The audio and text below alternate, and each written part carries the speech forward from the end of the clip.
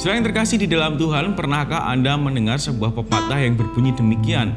Manusia lahir seperti selembar kertas putih. Manusia lahir tidak bercacat sama sekali, seperti kertas putih, tidak ada goresan di dalamnya. Apakah pepatah ini benar? Ketika kita mendengar pepatah ini, mungkin sekilas kita akan mengiyakan pepatah ini. Oh iya, bayi tentu lahir dengan tidak ada goresan apapun, mereka tidak berdosa. Tetapi apakah Alkitab mengajarkan hal yang demikian? Mari kita lihat kebenarannya.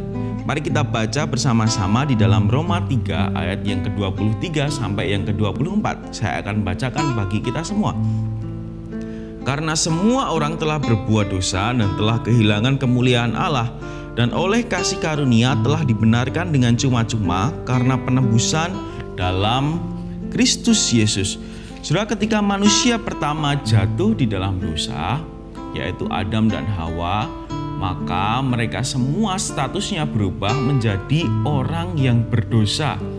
Saudara, dosa sendiri secara harafiah bisa diartikan sebagai sesuatu yang tidak tepat sasaran. Mereka adalah orang-orang yang melakukan sesuatu yang tidak tepat sasaran. Saudara, dampak dari keberdosaan mereka adalah apa? Sampai hari ini, keturunan Adam dan Hawa semuanya adalah orang yang berdosa. Termasuk saya, termasuk saudara, dan termasuk semua orang yang ada di dalam dunia ini. Kenapa bisa demikian? Saudara, di dalam Alkitab, Roma 5 ayat 12, di sana dikatakan demikian. Sebab itu sama seperti dosa telah masuk ke dalam dunia oleh satu orang, dan oleh dosa itu juga maut, demikian maut itu telah menjalar kepada semua orang karena semua orang telah berbuat dosa.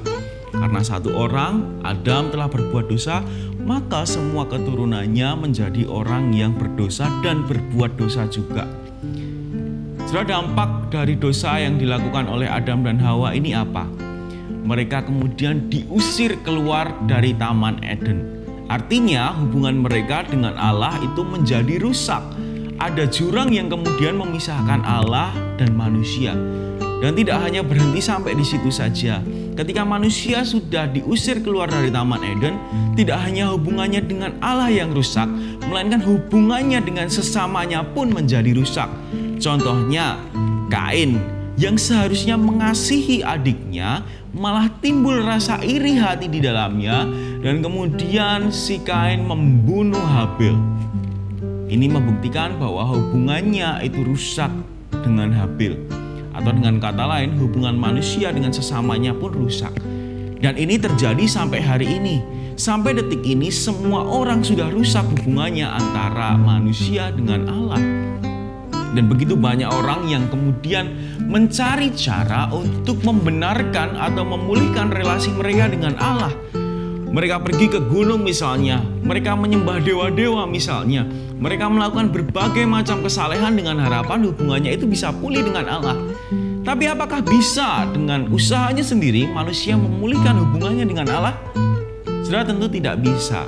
Kalau kita membaca di Roma 3 ayat 24 tadi, di sana dengan jelas dikatakan, oleh karena kasih karunia dengan cuma-cuma, manusia itu dibenarkan di dalam Kristus Yesus. Penebusan Kristus Yesus itulah yang mampu memulihkan antara relasi kita dengan Allah. Saudara, siapakah orang yang relasinya sudah dipulihkan dengan Yesus, dengan Allah melalui Yesus Kristus? Jawabannya adalah kita sebagai orang-orang percaya. Saudara, ketika kita beriman kepada kematian dan kebangkitan Yesus, maka relasi kita dengan Allah itu dipulihkan.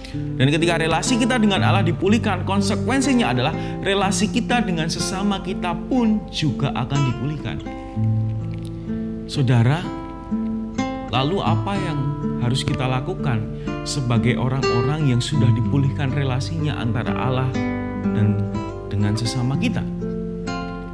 Jawabannya hanya satu. Mari kita di dalam hidup ini belajar menjalani hidup kita dengan penuh kesungguhan untuk melayani Allah dan melayani sesama kita. Kiranya Roh Kudus memampukan setiap kita. Tuhan Yesus memberkati.